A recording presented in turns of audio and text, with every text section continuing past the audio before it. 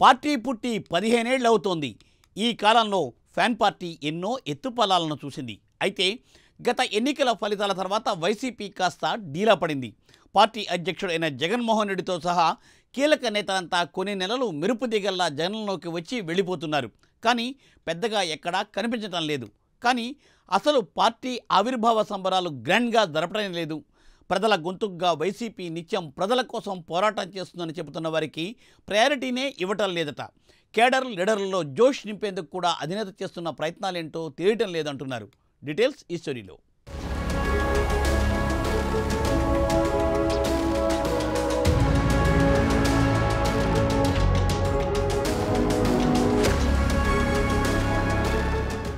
మార్చి 12 YCP party చరిత్రలో ఇది మరిచిపోలేని రోజు.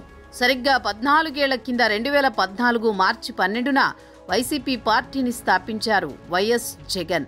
కాంగ్రెస్ను విభేదించి బయటికి వచ్చిన జగన్ పార్టీ పెట్టి 15వ వసంతంలోకి అడుగుపెట్టారు.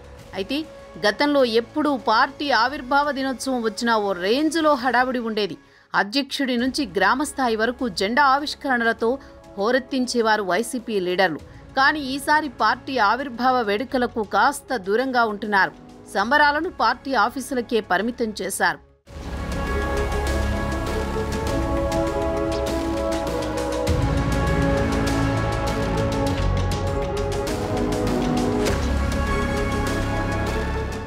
ఒకప్పుడు ఇతర పార్టీలా కాకుండా వైసీపీని అన్నీ తానే నడిపించారు. జగన్ ధైర్యానికి, పోరాటానికి రాజకీయ ప్రస్థానమే ఉదాహరణ.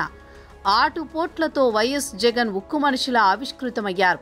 2014లో ఓడిపోయినప్పుడు అందరూ డీలాపడ్డా జగన్ మాత్రం అధైర్యపడలేదు. ఆ క్షణం నుంచి ప్రతిపక్ష నేతగా ప్రజలతో మరింత మమేకమయ్యారు. గత ఎన్నికల్లో ఓటమి తర్వాత పెద్దగా పార్టీ అధినేత కానీ ఆ పార్టీ శ్రేణులు పెద్దగా ప్రజల్లో కనిపించింది లేదు. తేనెతెట్టు చుట్టూ ఈగలు వాలిన ఏం లాభం అన్నట్టు అధికారం కోల్పోయిన తర్వాత కొందరు ముఖ్య నేతలు పార్టీకి గుడ్ బై చెప్పారు, చెబుతున్నారు కూడా. కొందరు ఉన్న కేసుల నుంచి బయట పడలేక ఇబ్బంది పడుతున్నారట.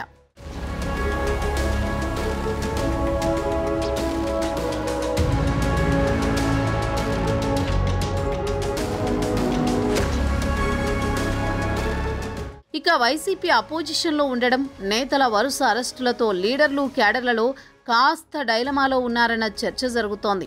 ఈ నేపథ్యంలో పార్టీ శ్రేణుల్లో జోష్ నింపే ప్రయత్నం చేశారు వైసీపీ అధినేత జగన్. ఇంకోవైపు కూటమి సర్కార్ తీరుపై గళం విప్పారు. ఇది పార్టీ క్యాడర్లో ఉత్సాహం నింపడానికి ఉపయోగపడుతుందని భావించినట్టు తెలుస్తోంది. అయితే గత ఎన్నికల ఫలితాల తర్వాత వైసీపీ కాస్త డీలా పడిపోయింది.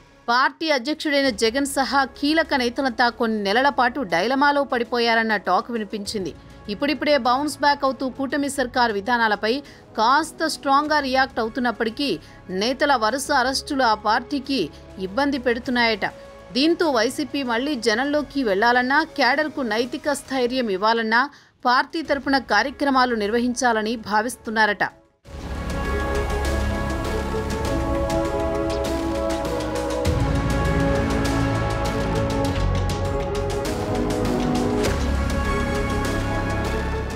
అయితే వైసీపీ స్థాపించి 15 ఏళ్ళు అవుతోంది. వైసీపీ పుట్టింది కష్టాల్లో నుంచి. ప్రజల కష్టాలను వైసీపీ తమ కష్టాలుగా భావించి ప్రజల తరపున వాయిస్ ఆఫ్ వాయిస్లెస్ కింద ప్రతి అడుగులోనూ పోరాటం చేస్తూ వస్తోంది అని ఆ పార్టీ అధ్యక్షుడు జగన్ అన్నారు.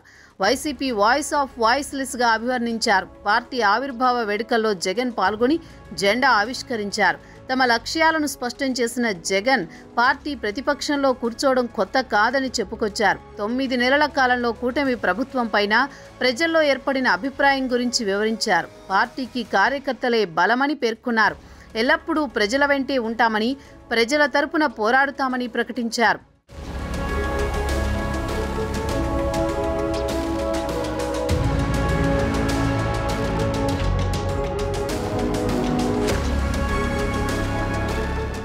మరోవైపు పార్టీ ఏర్పాటుకు గల కారణాలను జగన్ వివరించారు. 15 ఏళ్ల పార్టీ ప్రస్థానంలో ఎన్నో విపత్కర పరిస్థితులను ఎదుర్కొన్నామని గుర్తు చేశారు.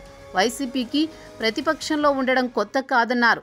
9 నెలల కూటమి పాలనపై ప్రజల్లో వ్యతిరేకత పెరిగిందని చెప్పారు. వైసీపీ తొలి నుంచి విలువలతో రాజకీయాలు చేస్తుందని చెప్పారు. ప్రతి కార్యకర్త తమ పార్టీ అధికారంలోకి వస్తే చెప్పిన ప్రతి మాట నిలబెట్టుకుందని చెప్పుకునే విధంగా వ్యవహరించామని చెప్పుకొచ్చారు. ప్రతి వైసీపీ కార్యకర్త ఏ ఇంటికైనా వెళ్లవచ్చని, ఎవరికైనా తమ కారణంగా జరిగిన మంచి గురించి చెప్పుకునే అవకాశం ఉందని పేర్కొన్నారు.